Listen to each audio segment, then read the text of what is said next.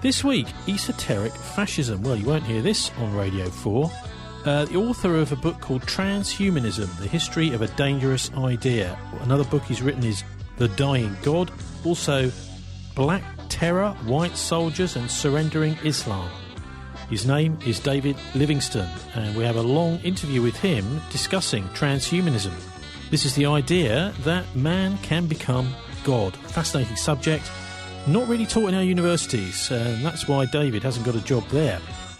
Also, the Charlottesville statues, should they or should they not remain? Susan Lindauer is a CIA whistleblower that was locked up for a year by Colin Powell, and she does a radio show over in the US called Truth Frequency Radio.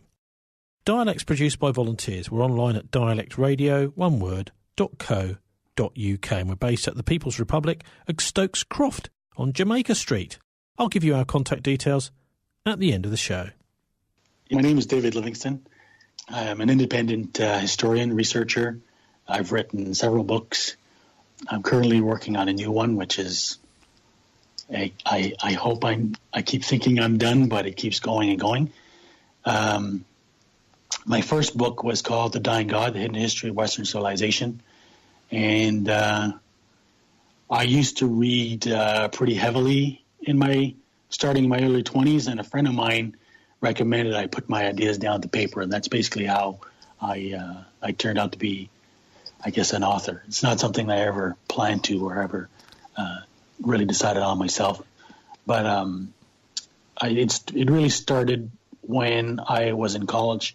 I was at basically an experimental college at the University of Concordia in Montreal, and it was designed to teach the classical version of liberal arts education. And what I later discovered is that what I learned there was the common version of the history of Western civilization. And it's something, there were a lot of points to it that I found were curious. And so I started to explore it. And I eventually discovered that it's a particular version of history which is part of what's called the Great Works program, or also the Western Civilization course, which was a program that was instituted mainly through the Rockefeller Foundation at the beginning of the 19th century. And it's a Hegelian interpretation of history. Those are points that the common people are not aware of, but it's actually the conventional version of Western civilization. And so what I explored is that ultimately it's propaganda to provide a particular interpretation of history. Now, this is why I use the quote on my website from George Orwell, which I think really encapsulated. He says, he who controls the past controls the future, and who controls the present controls the past. I don't think people are really aware of how important history is for propaganda purposes. People think of propaganda mostly for promoting current foreign policy, but really that propaganda needs to be put in context, and the only way to do that is to provide a grand narrative that puts that current propaganda into context. So that's what I explored. Can you point us to a couple of events in history where you have a closer look at them? Tell us that maybe what we're being told today is largely a myth about history. Just a couple of specific historical events that you think can, if you start looking into them, are a bit of a can of worms. Sure. So really the most important one, and this is really the subject that I've been studying, and this is where it gets into transhumanism, is the history of the occult. So the propaganda version of the history of Western civilization is really an attempt to secularize the occult version of history. So the conventional interpretation is that Greece was the cradle of Western civilization. And so the common narrative is that it begins in Greece, evolves to Rome, and there's a dark period of a dark age, and then a rebirth in the Renaissance, and then the Enlightenment, and then modern times. So, what's the thing? Because it's being presented as the history of secularism. Then Greece is presented as the first Greek philosophy is presented as the first attempts to veer away from religious interpretations. So what I've discovered is basically that Greek philosophy actually was born in Ionia, which is the western coast of Turkey, which was at that time, beginning in the 6th to the 3rd century approximately, I guess, BC, it was under Persian occupation. So what happened is that what I traced it all back to is that basically I traced the occult back to ancient Babylon in the 6th century BC. What happens then is that there's the cult of the Magi, the same Magi who supposedly came to visit Jesus. But the reality is that there were different Magi. So the Magi, and they're the ones that the word magic comes from. And they were basically renowned experts in occult arts, particularly magic and astrology. And the confusion is that conventionally, the Magi were supposed to be priests of Zoroastrianism, which is the official religion of the Persian Empire. So this is a key point of history that's been missed by, I think, most conventional historians. But it was highlighted by Frans Cumont. Frans Cumont is a Belgian historian, and he's the one who identified the emergence of these early occult traditions with the Magi, but he characterized them as heretical Zoroastrianism or heretical Zoroastrians. And so Frans Cumont he's in my estimation probably the greatest scholar of the 20th century. And one of the main reasons why he's so important is because his expertise was in the study of Mithraism.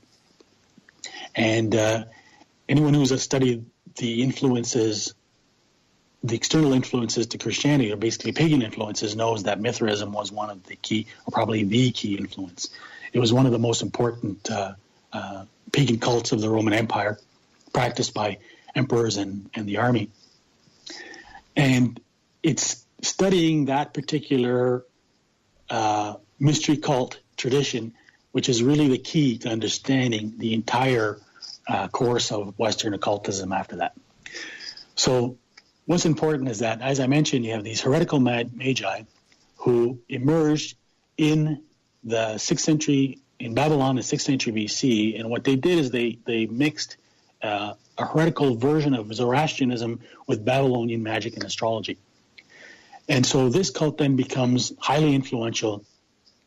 And with the expansion of the Persian Empire, these magi bring their practices to various parts of the world, most importantly to Egypt, where it evolves into Hermeticism, and then in Greece, where it becomes basically Greek philosophy. So the most important exponents of that are Pythagoras and, of course, his protege Plato. Now, you're talking about the occult. For a lot of people, this kind of means things like witchcraft and something dark, maybe. But as Dion Fortune pointed out in her book, The Esoteric Orders and Their Work, although, I mean, she was a theosophist and wrote quite a lot about magic, this kind of thing, she points out that there's two sides to this. There's the occult, which is kind of secret operations, in other words, secret societies, moving events from behind the scenes, you know, with kind of secret alliances, for example, between different parts of government, the press, the political parties, the judiciary, secretly, working together behind the scenes. And there's this other side as well, which is mysticism, which is the idea that, you're kind of being sold myths and a kind of a faith, religion.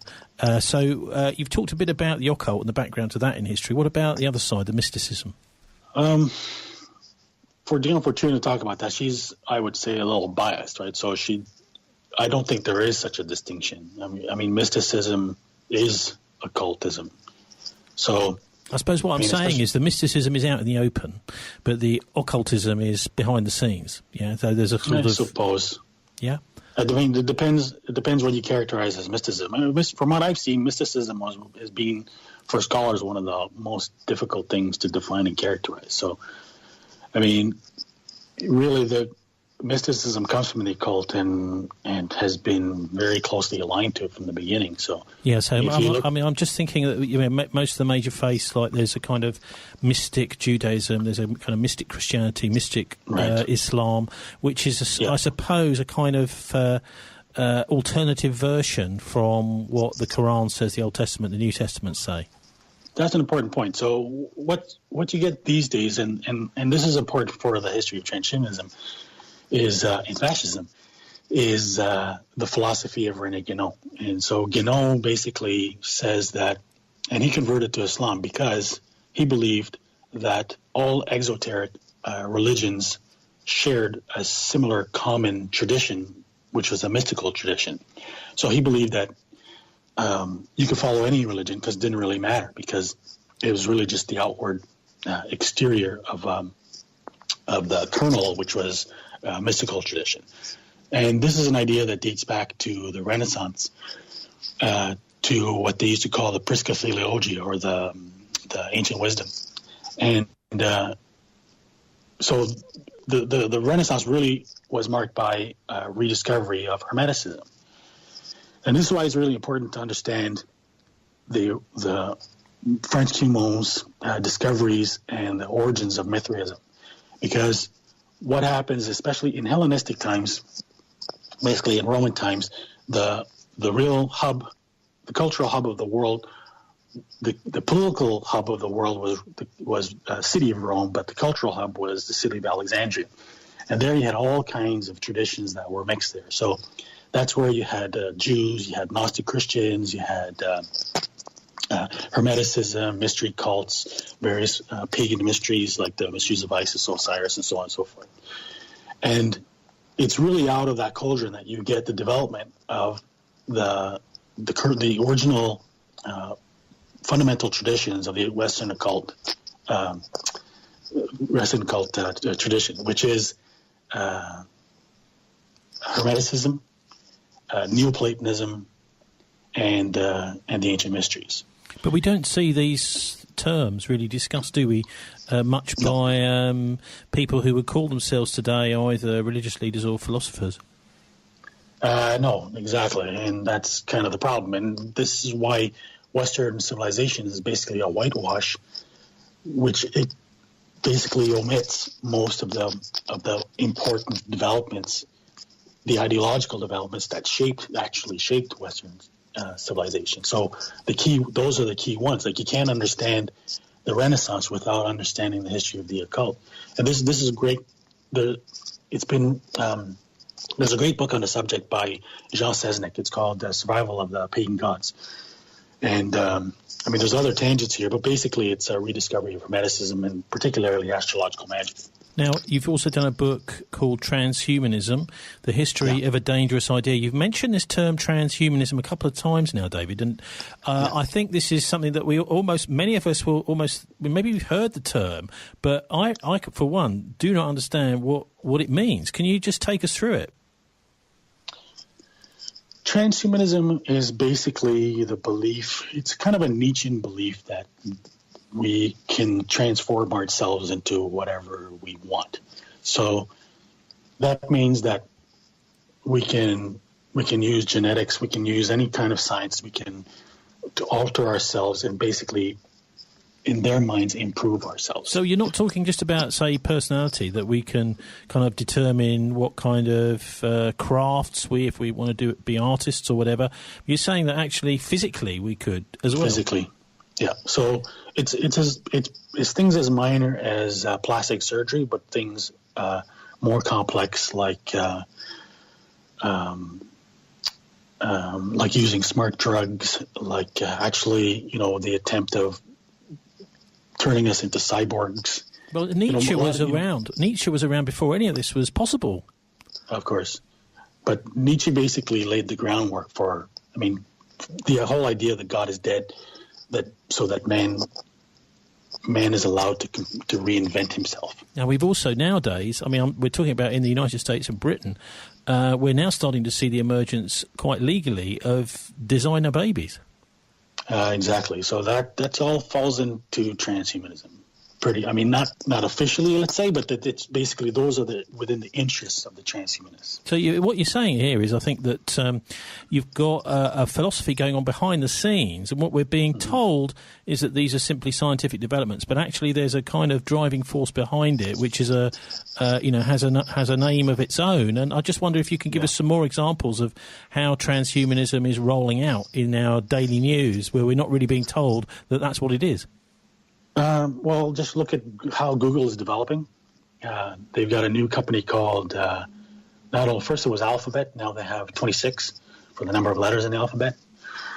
And basically they're, without trying to sound paranoid, they're basically trying to control almost everything, artificial intelligence in particular. So, the guy who's considered sort of the guru or godfather of the transhumanist movement is Ray Kurzweil. And he's one of the heads of engineering at Google. And so everything comes down to what they view as the singularity. So they believe that, which is a new agey occult idea, and that's not by accident. So they believe that our scientific evolution is accelerating to the point where we will have created artificial intelligence, and the singularity basically refers to that point in time in history where we have created this other, basically another life, and because we will not be able to, we don't know how that life will behave.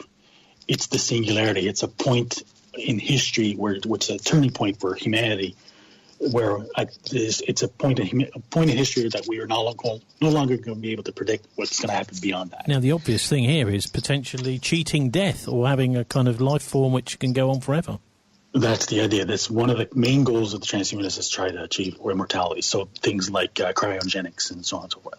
But that's not much good, is it, really, freezing someone forever? I mean, surely the idea, if you're a real, top guy at Google or wherever as a transhumanist, you want to be able to say that in my family, my children don't die.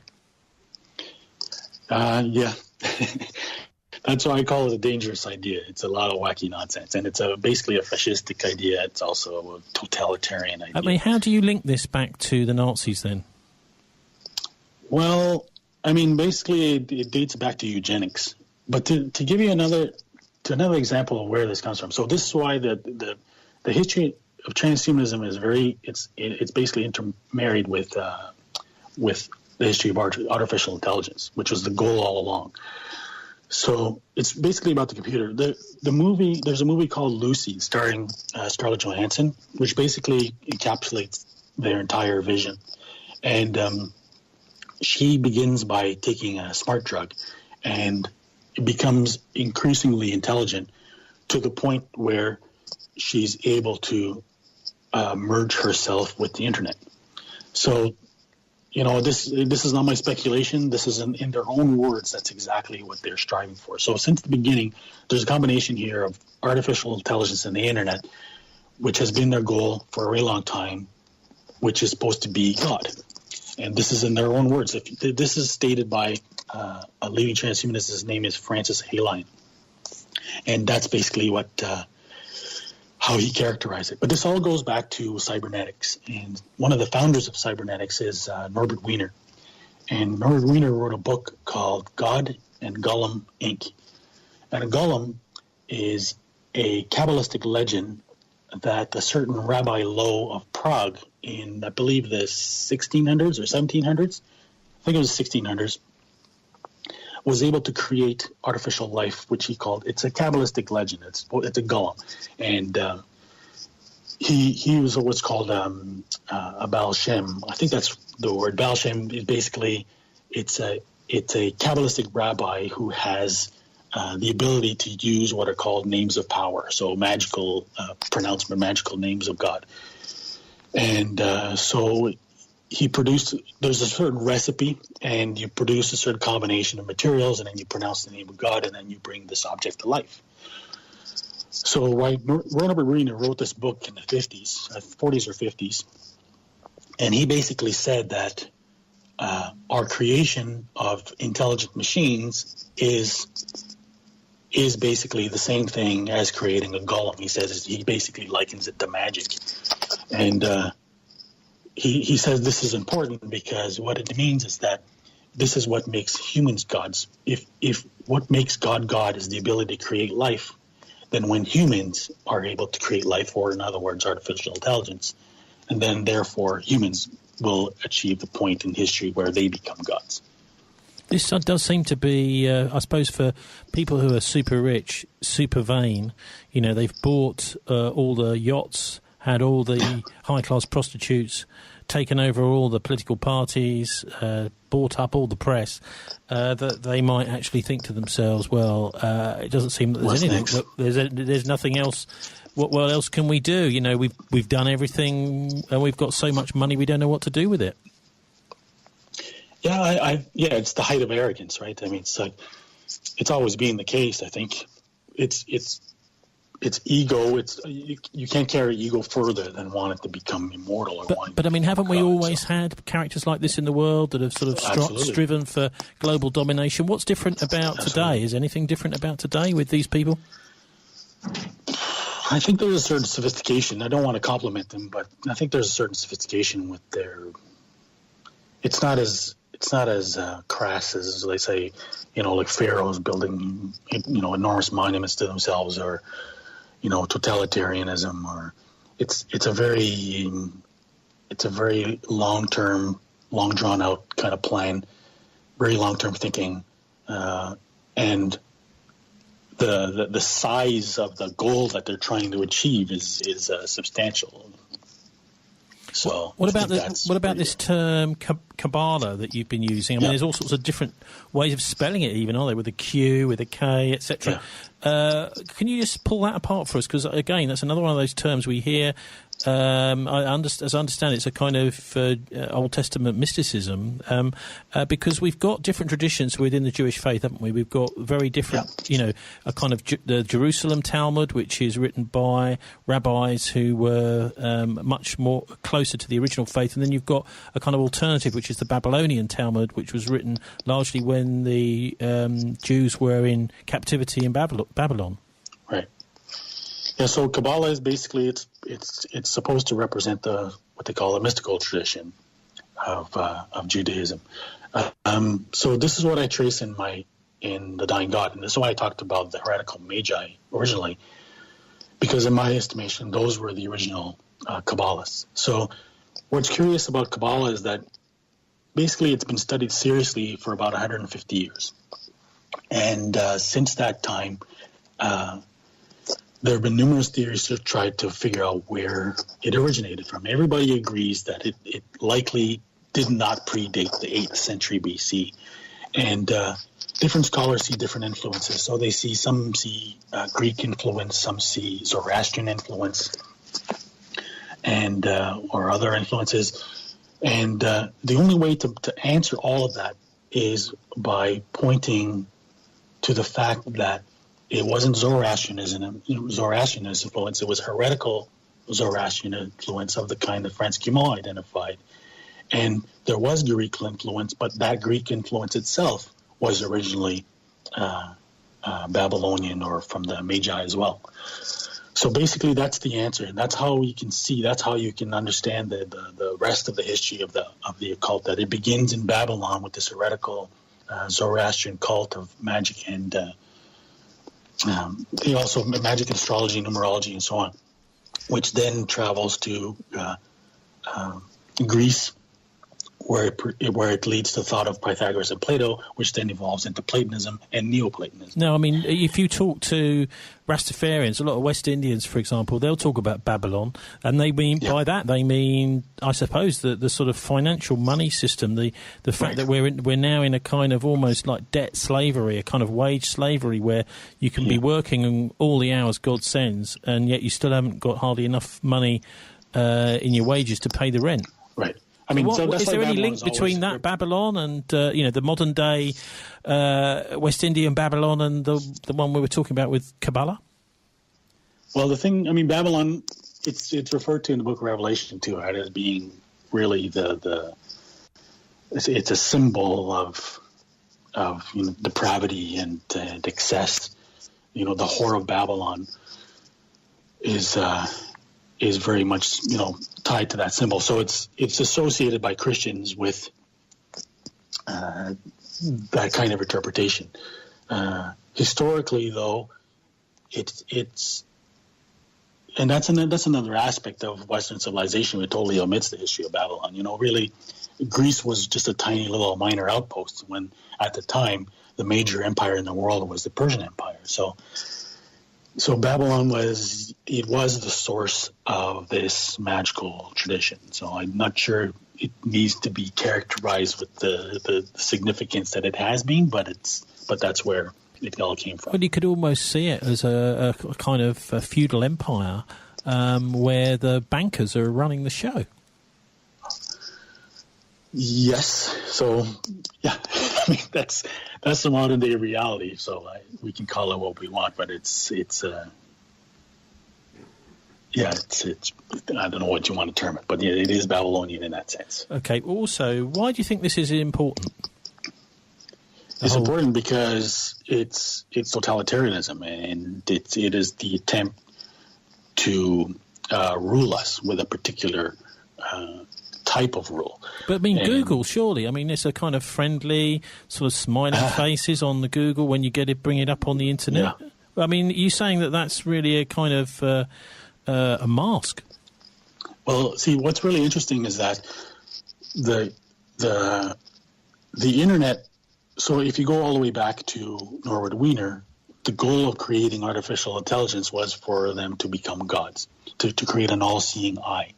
And the computer and both the computer and internet were entirely projects of the CIA. So the cybernetics group that basically dictated the direction for this project was intertwined with the CIA. And what's interesting is out of the cybernetics group came two fundamental projects. So one was the creation of personal computer, and the other one was MKUltra, which was basically it's commonly characterized as a mind control program, but it had many facets to it. One of the key facets of it was the use of drugs for population control, led largely by Aldous Huxley. And I think his Brave New World gives us enough of a clue of what the goal there was. So basically, from the beginning, it's been this plan to create not only artificial intelligence, but a global computer and internet. So if you listen to in fact, what's really important here is a lot of these transhumanism and the transhumanists, they follow, in particular, the computer culture, sort of the ideology behind the computer culture is Pierre Teilhard de Chardin. He's a Jesuit philosopher, and he predicted the development of what he called the noosphere. And the noosphere is basically a step in human evolution where the humans evolved to create a collective mind. So that's pretty much what they're seeing. So if we extrapolate from what they're expressing now, then their goal is to create this global computer that sees all, sees everything. And according to Francis Hayline, because Francis Hayline says that, religions have failed us, most ideologies have failed us, and the world is in chaos, and we now need something to unite us. And he said that if we can create this artificial intelligence and this global mind, then humanity will finally have something to worship. There is one other side to this, and many people say that the internet was actually just a development of a communication system which was designed to protect against nuclear attack, where you'd get many many different methods of getting from A to B on the communications. A network is much more efficient than a sort of communication line running just from A to B to C. If one part of that network goes down or is nuked, then there's plenty of other ways that the messages can get around the network. And in a way, that does work, doesn't it, to sort of stop censorship. So when censorship happens on the internet, there are other ways, the internet kind of routes around it. Well, I always say that the technology is it's morally independent, right? It's not if fire can create or it can destroy. So it's the same thing with the internet. It's just a technology. It all depends on how they use it. It was created for a totalitarian goal, but that doesn't necessarily mean that we have to throw it out. So what do you believe personally? You keep talking about them. You're obviously not one of them. I believe in what they believe is that people are stupid. They believe that they are privileged. They believe that they believe that the basis of their privilege is that they have the mental fortitude of a Nietzschean kind of interpretation. They believe that that people, because people are mentally weak, even spiritually weak, they need to invent phantoms like gods, a god or a religion. And to them, they believe that a person with true character is able to acknowledge that there is no truth and face the abyss. So this is basically what Nietzsche talked about. What typically happens there is, and I write about this in my book Transhumanism, because the painting, the Scream, is supposed to be a representation or portrayal of that realization. So the first realization is panic, is the scream, it's the horror. But for these guys, it's getting beyond that initial fear, and they think that they have the strength to be able to just accept that there is no right and wrong, that there is no purpose to our existence, so you can basically do whatever you want. Well, but hang on, but even children know the difference between right and wrong. I mean, 3, 4, 5-year-old. Absolutely, they're arrogant. This is the nature of evil. They are choosing to reject right and wrong to justify their own actions, but they just build it up in an elaborate philosophy to make it seem like it's well thought out. Fascinating, David. But could you just run through your books again and maybe do a brief explanation of each one and how it's different? I got inspired by the program that I took, the college courses that I took, and basically everything was coordinated into 3 years. And so the first year was from the Bible to the French Revolution, and then French Revolution to the 20th century, and then 20th century. So kind of followed that. So when I wrote The Dying God, it's basically from the earliest times to pretty much the French Revolution, and it follows the history of the occult from Babylon, to Greece, and then Islam is an important factor as well. Islam also got affected or infected with the occult, producing the mystical tradition of Sufism. Then I explore the occult bases of the Renaissance, and then the development of secret societies like the Freemasons, Illuminati, Rosicrucians, which ultimately led to the French Revolution. And then after that, my second book is called Terrorism and the Illuminati, and there I explore in the main organization that is being used to carry out acts of terrorism in the name of Islam is an organization called the Muslim Brotherhood. And this is an organization which basically is ultimately an occult organization, a Masonic organization. So I explore it's amazingly intertwined with some of the most important elements of the Western occult tradition. Particularly, they follow the Salafi tradition, which was founded by a guy named a Mason named Jamaluddin Afghani, who was an English agent, who was also happened to be one of the important teachers, according to K. Paul Johnson, of H.P. Blavatsky. She was the founder of Theosophy. Yeah, a very important organisation. In fact, we've got just next to the BBC here in Bristol, we've got the Bristol Theosophists blazoned across one of the big buildings there. Right. It's hugely important. I mean, she's really pretty much the godmother of modern occultism. She's considered the godmother of the New Age movement as well. So after that, I wrote Black Terror, White Soldiers. There's the aspect of the occult tradition which has really been missed by, I think, almost every scholar is what's called synarchism. And this really develops with René Guénon, who temporarily was a member of the Theosophical Society as well, too. But he's the one who developed this stream called traditionalism. And his most important student was Julius Evola, and Julius Evola is pretty much the godfather of late 20th century fascism, occult fascism, and behind what's called Operation Gladio. And after that, I did transhumanism, and then my latest book kind of goes back to the Black Terror, White Soldiers book, which again explores the history of traditionalism to follow the history of late 20th century fascism, particularly its development in the United States with the Patriot movement, with the basically far-right conservative movement in the United States, which ultimately created the movement behind that had Donald Trump elected.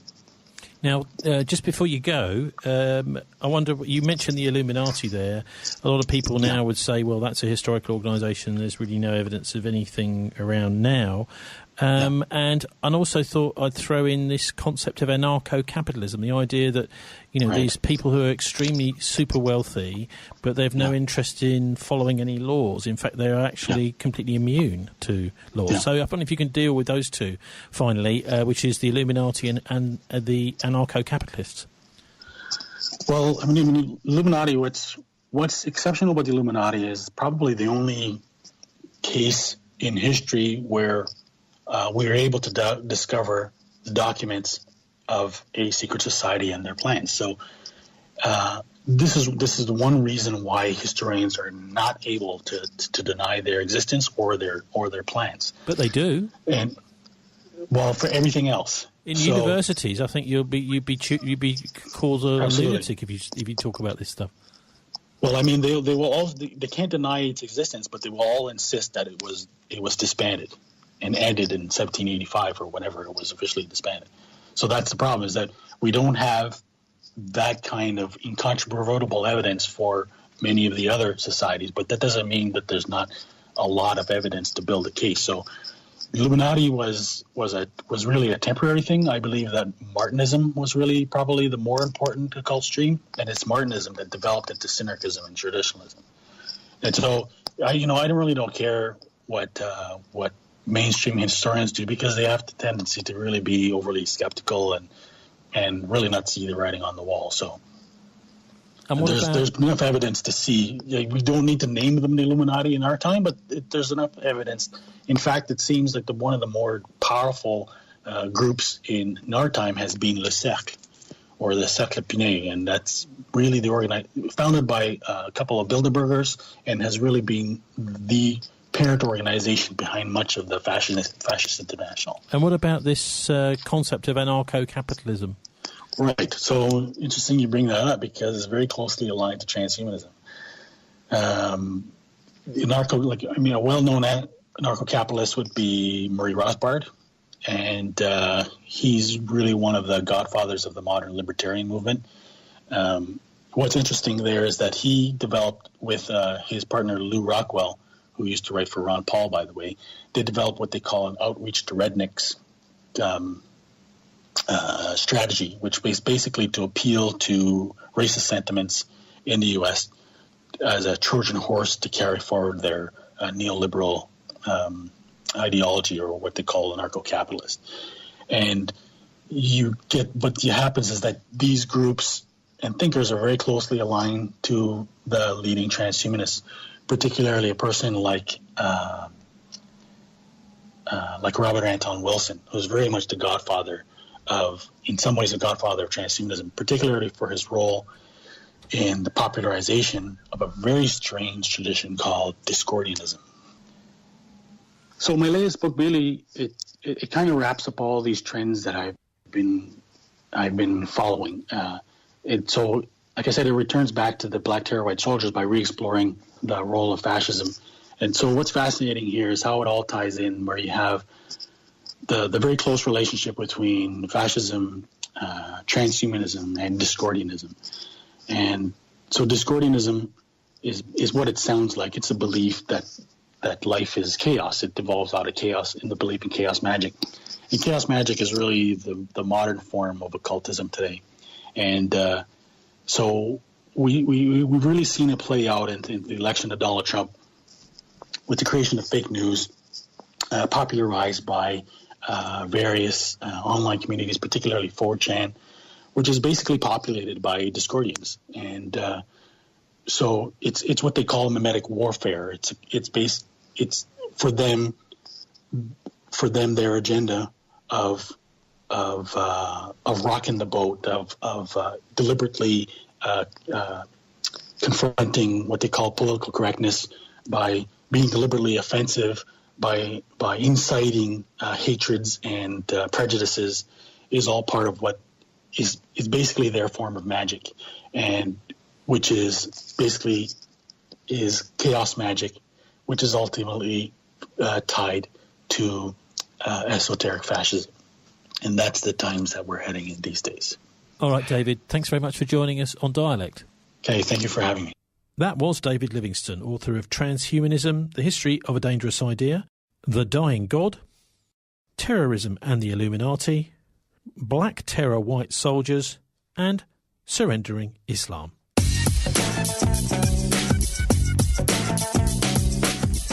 You're listening to dialectradio.co.uk, your local community radio run by volunteers. Log on to our website at dialectradio.co.uk to find out more.